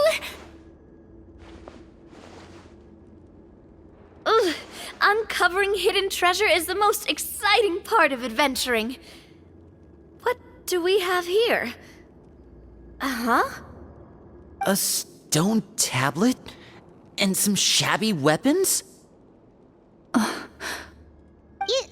You call this a treasure vault? Looks more like an abandoned warehouse. Maybe the troop ran out of budget at the end? They provided a super immersive experience at the beginning only to drop the ball at the most important part. They could have at least filled this place with cardboard mora or something. Wait, I get it now. Paimon, this is the real Marechaussee hunter treasure. Huh? This is it? The Marechaussee hunter treasure is just a stone slab and some broken swords? I can't believe it. I refuse to believe it!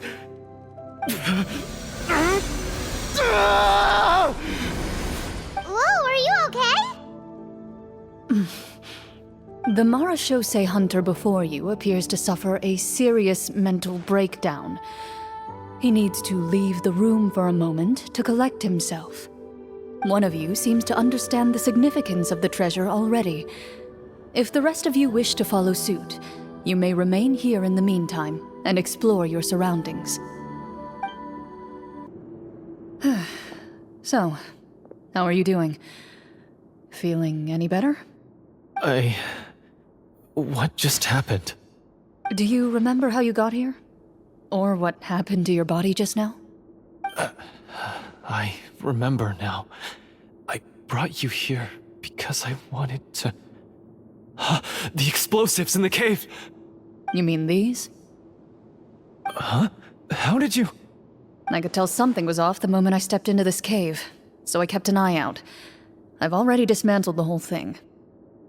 So the strongest champion duelist in all of Fontaine saved the day once again. Guess I shouldn't be surprised. It would seem your skills as a Marashose hunter are as sharp as ever. I deserve some answers, don't you think?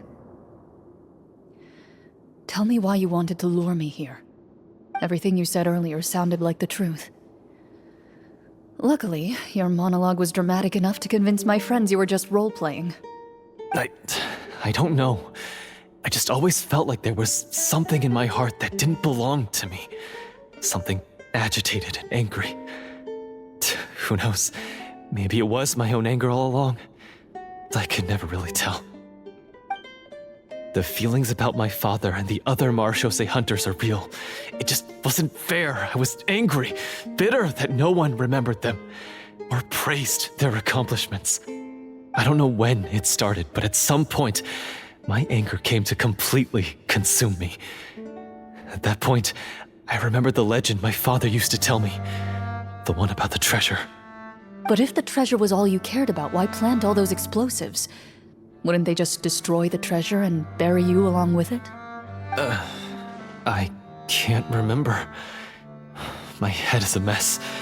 It felt like there was this voice telling me to eliminate the hunters, but now it's gone. From your description, I suspect you were dealing with a devorator. Devorator? Oh, your master... your father, I mean, never talked about it? It was a kind of monster that was active several centuries ago. No, I've heard of it. I'm just not sure why you suddenly... Wait, it can't be. The seal! The seal? My family has served as Marashose hunters for many generations. But the title and swordsmanship weren't the only things passed down over our line. There was a seal as well. My father instructed me to always watch over that seal and maintain it regularly. He said it had been passed down over a truly ancient age, and protecting it was our clan's most important duty. But I neglected that duty after he died. I finally decided to come down and check on it one day, and that's where my memories become fuzzy. The devorator would be a formidable adversary for any mortal being, even ones as capable as the hunters. If you lacked the power to completely destroy it, you could easily fall prey to its influence and corruption. In light of this, some Marashose hunters chose to seal the devorator away, in the hopes that a permanent solution would come with the passage of time. I heard it has the power to amplify the obsessions and desires in people's hearts, to the point where they overtake you entirely.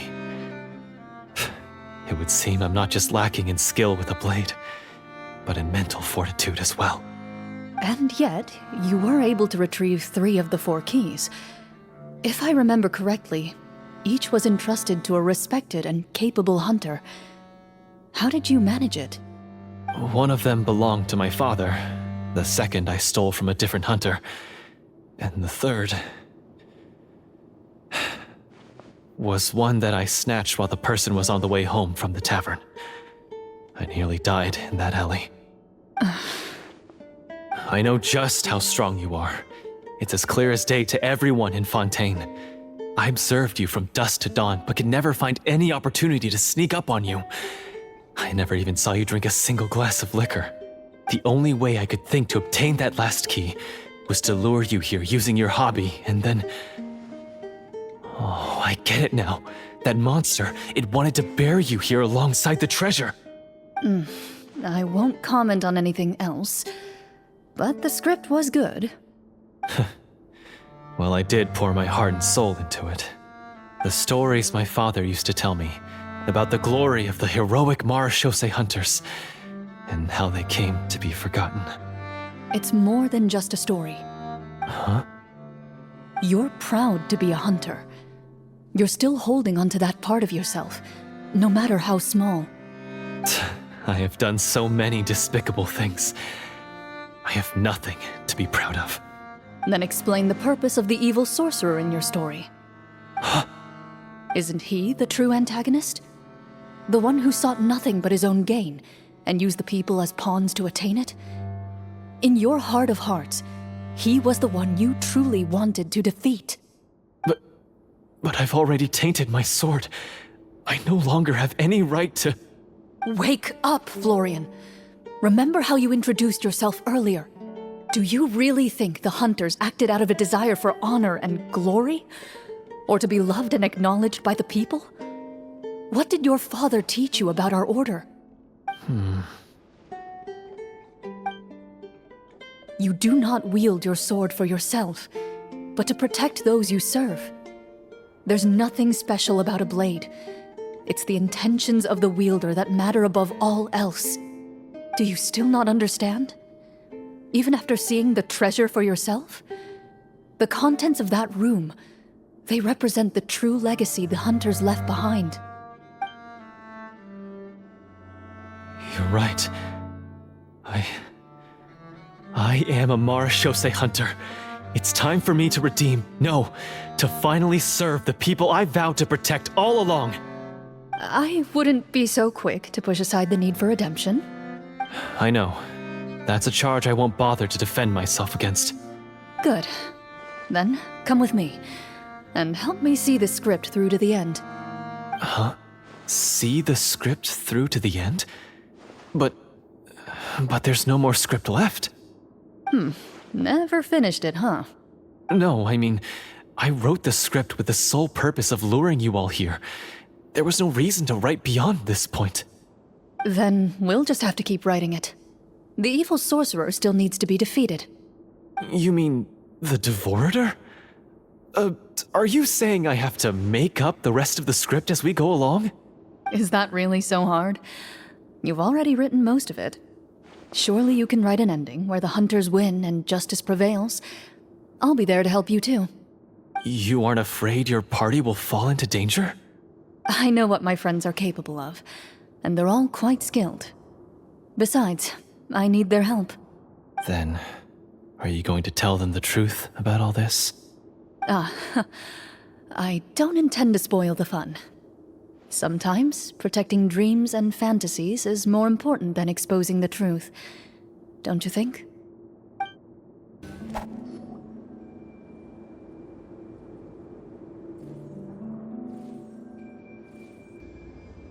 They're back! That took a while. Ahem! My fellow Marashose hunters, please forgive me, for I have sinned. Tone it down. Sorry. After crossing swords with you and witnessing your courage in battle, I've rediscovered my true self and regained my pride as a Marashose hunter. Oh, do I smell a redemption arc? I confess, I was brainwashed by the evil sorcerer. He asked me to lure you here so he could bury you in this cave. That little... Wait, you're saying all of that wasn't you, but the evil sorcerer? That's right. He's adept at manipulating the hearts and minds of the people. I fell under his influence because I did not possess a strong enough sense of will. Huh. And how are you going to prove that you're a changed man? We're not going to fall for the same trap twice. To be perfectly honest, I only came to my senses after seeing the treasure. It reminded me of my father's past teachings. The treasure was actually... The names of all the Marashose hunters from ages past and their weapons? Wait, you already know? Of course. Don't underestimate a veteran role-player's exploration skills. Oh, wait, I mean, Marashose Hunter Navia's exploration skills. We just finished reading through the content of the stone tablet. That tablet recorded the lives of some fascinating people. For example, this Marashose Hunter called Est. She inherited the responsibilities of the Golden Hunter and passed judgment on many people. But in private, she had a very easygoing personality. Her favorite pastime was singing and dancing with her friends, and she was said to have a beautiful voice. So, she was just like you. Oh, you really think so? Well, when you put it that way, I suppose I also have a few things in common with this Walter. Working as an executioner, he supposedly used a countless number of tricks to confound his enemies in battle. Oh, if only I could have seen the feats of magic he pulled off back then. Their lives were all so exciting. You could write so many cool books about their accomplishments. How could they have all been forgotten? Because they chose to be. To hunt monsters that only appear in the shadows, you must also operate in the dark. To be a Marashose hunter is to willingly give up on wealth and fame. Then this stone tablet must have been left behind by their companions. That's right. Few Marashose hunters ever revealed their identity to the public. They always protected the city from the shadows.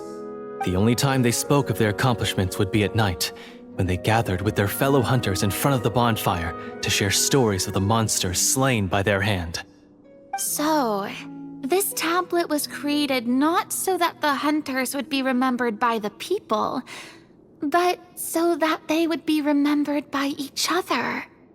No wonder this place was so well hidden. You regard the stone tablet in solemn silence. The names of your comrades etched onto its surface serve as a reminder that you are never truly alone. The tablet proves that, although a hunter walks a shrouded path, it is not a solitary one. There will always be those who walk beside you, a fact that remains as true today as in ages long past. Their legacies shall continue to be passed down from generation to generation, as everlasting as the stone onto which their names are carved. Father, you once told me that I should seek out the treasure if I ever became lost. So this is what you wanted me to find. Thank you, my friend. You are very kind. I implore you, everyone, please give me a chance to make up for all I've done.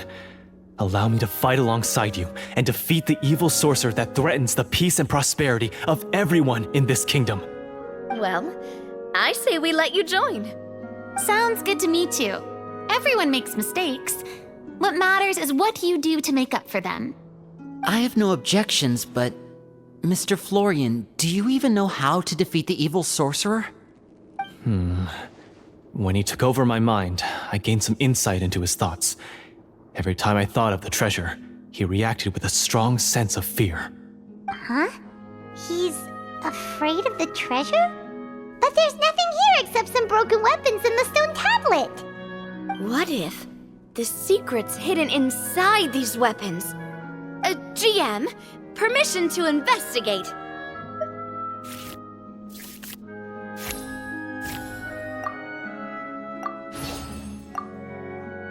At first glance, the weapons appear absolutely ordinary. But as you observe them, you notice a faint energy emanating from within. These blades have slain countless monsters. Though it's been a long time since they were used in battle, their edges remain sharp, as if they're simply waiting for the next worthy hunter to carry on their legacy. So basically take these with us, right? I'll take this weapon, since it used to belong to Est. Maybe it'll find comfort in being held by someone who appreciates the arts. Good idea. I'll take Mr. Walter's bow then, from one archer magician to another. Paimon's gonna pick a cool weapon too!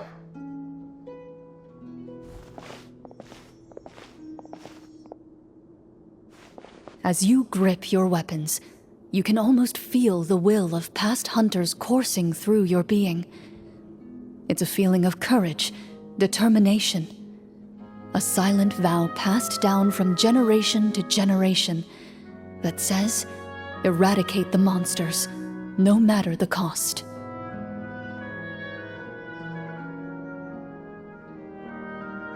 Mr. Florian, do you know where to find the evil sorcerer?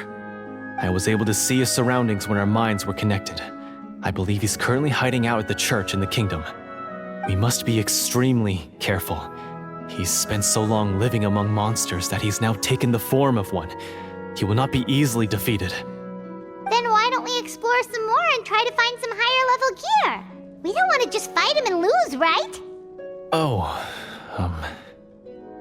No, we have to strike now.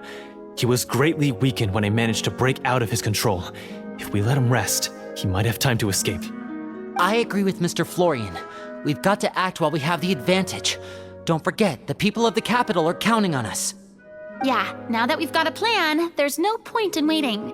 The longer this drags on, the worse it will be for everybody. Yes, that's what's called... Yes, that's exactly right. Alright, you've persuaded Paimon. Mr. Florian, please lead the way. Of course. Follow me. He had to set up so many scenes today, and now he has to join in for this last part. I really don't envy his job. Finally, you decide to slay the evil sorcerer and bring peace back to the kingdom once and for all. As you walk away, you feel the gaze of the stone tablet at your back, as if all the hunters of the past are wishing you success in the battle ahead and awaiting your triumphant return. Finally, you arrive at the church Florian described. As you approach, an ominous aura surrounds you. You get the sense that your enemy is close at hand. How strange. This uneasy feeling seems so real. How did they manage that? Now, it is time for the final battle. Let's go!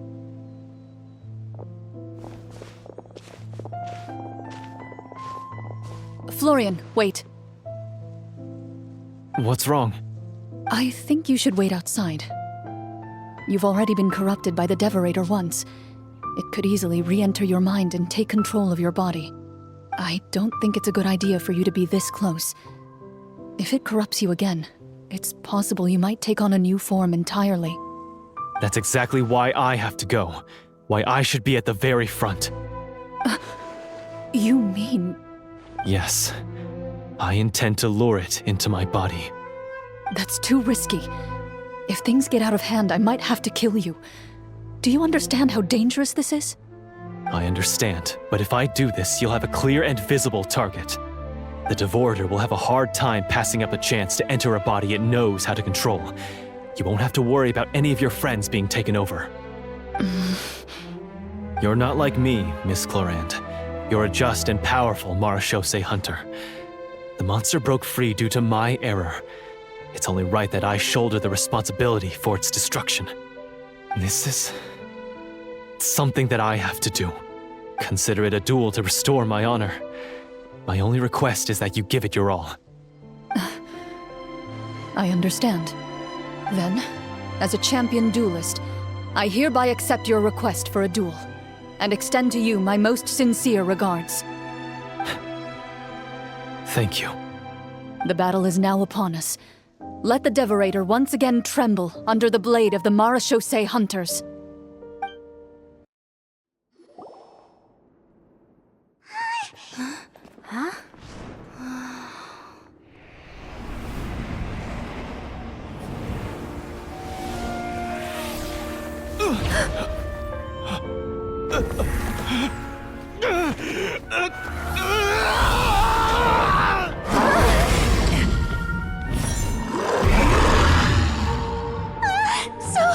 So lifelike!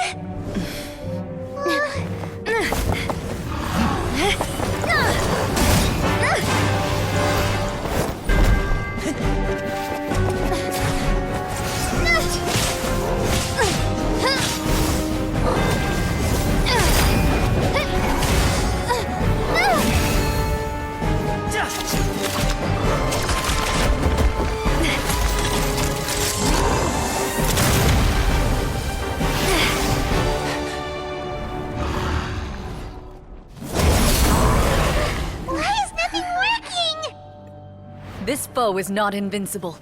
You hold the treasure, the power to defeat it, in your own 2 hands. The treasure?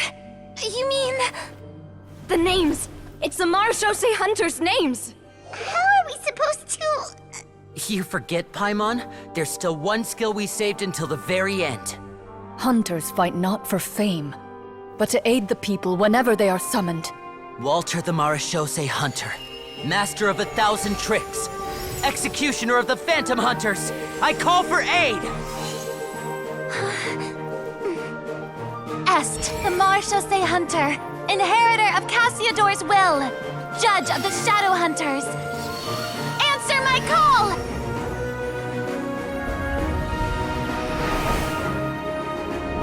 Petronia, protector of justice and order. The hunter I respect the most. Thank you for saving my friend, the best one I'll ever know. Please, lend us your strength!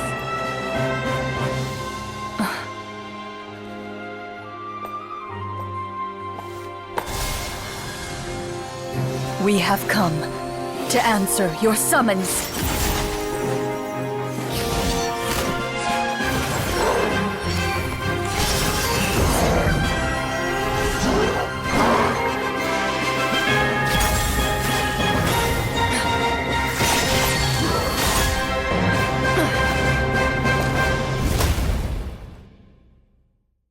And so, the monsters were eradicated, and the sorcerer was defeated. Peace soon returned to the capital. Those in the court, manipulated by the sorcerer, also recognized the errors of their ways. Some remembered the names of the heroes who saved their kingdom, but others simply continued their lives none the wiser. Such is the story of the Marechaussee Hunters. They pursue the phantoms in the darkness and exterminate all who pose a threat.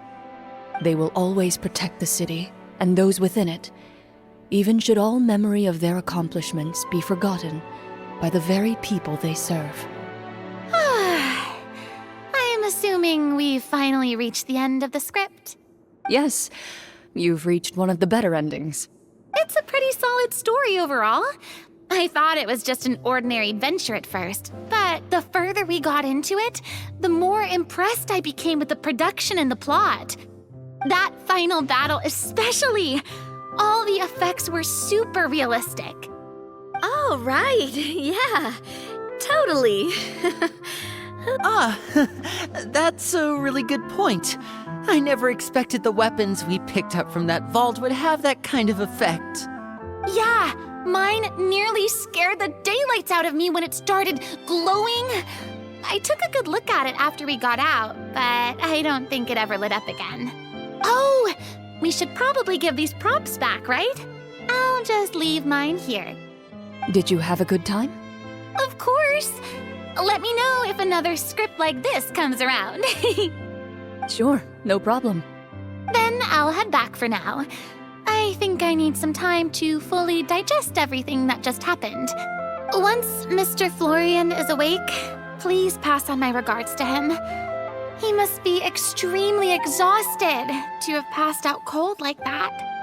You're right. He's had a lot to deal with. Well, see you all some other time. Toodaloo!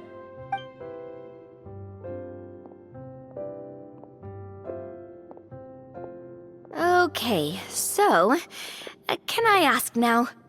I think it should be fine, yeah. What in the world was going on back there?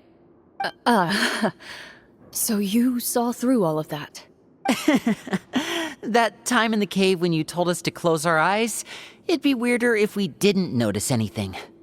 I was dying of curiosity the entire time. I mean, you did a pretty bang-up job of pretending nothing had gone wrong. Farina actually looked like she thought all of it was planned. Guess none of us wanted to be the one to break the illusion. What are you all talking about? Oh, wait. Don't tell me Paimon never... Oh, this is all my fault. It's not too late to cover your ears. Here, Paimon, I'll do it for you. Bit late for that, don't you think? You're saying everything that happened back there wasn't actually part of the script? It's probably more accurate to say this was never a real scripted story to begin with. What? So loud. My head. Hey, you! Get up right now and explain yourself! No shaking, please! Oh, my head.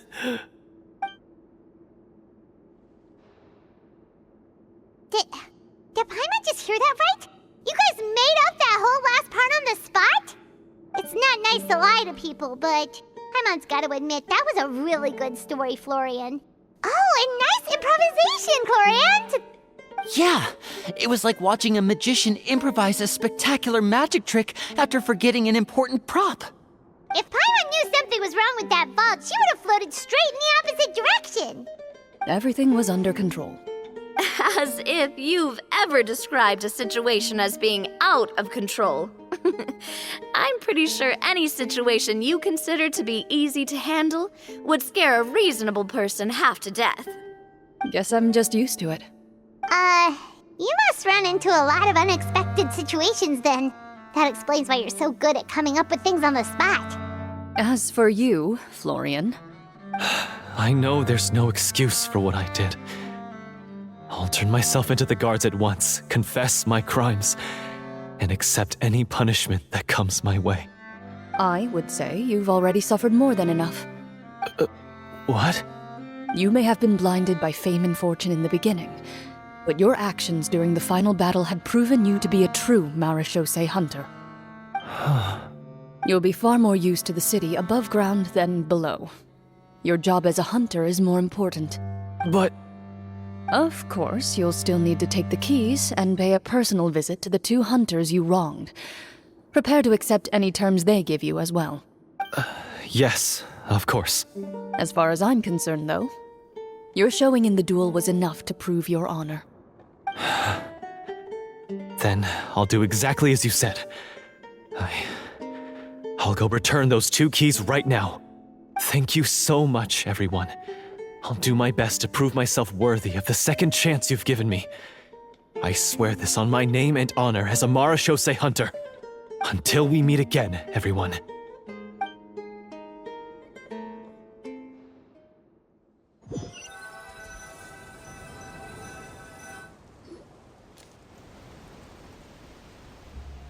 Speaking of Marechaussee hunters, what should we do about the treasure in that cave?